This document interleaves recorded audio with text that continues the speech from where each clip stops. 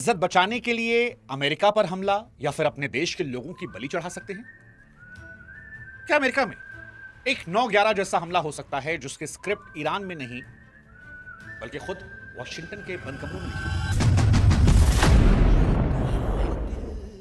क्या America Israel versus Iran war में America एक डिजिटल फॉल्स फ्लैग यानी बड़े साइबर अटैक के जरिए अमेरिका में इमरजेंसी लगवा सकता है?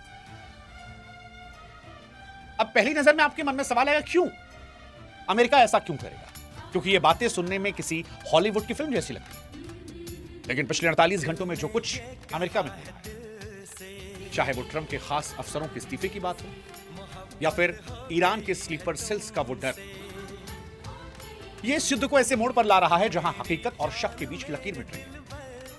आज अमेरिका एक तरफ ये दावा कर रहा है कि युद्ध हम जीत रहे हैं, लेकिन दूसरी तरफ जो दिख रहा है वो ये कि तेल की कीमतें उसकी कमर तोड़ रही है। वो इस युद्ध के दलदल में फंस गया है जहां से ना निकल पा रहा है ना जीत पा रहा है। ईरान ने स्ट्रेट ऑफ हॉर्मुज को बंद करके दुनिया का व्यापार जाम किया है। गल्फ कंट्रीज वो भी अमेरिका से दूरियां बना रही है। अमेरिका अपनी एम्बेसीज गल्फ कंट्रीज से खाली कर रहा है। अमेरिका इकोनॉमिकली बहुत ज्यादा पैसा इन्वेस्ट कर रहा है और उसका एंड रिजल्ट उसकी सुपर पावर के तौर पर नहीं आ रहा, क्योंकि दुनिया ये मान रही है कि ईरान जीत तो नहीं पाएगा लेकिन वो अमेरिका से हारने को भी तैयार है।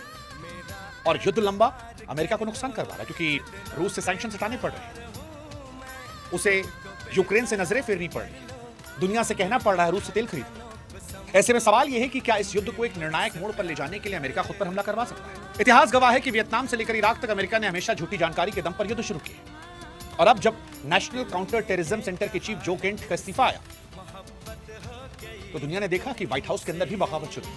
और यहीं से सवाल कि क्या ये उस फॉल्स फ्लैग यानी फर्जी हमले का सच जिसकी आहट अब सुनाई पड़ रही है?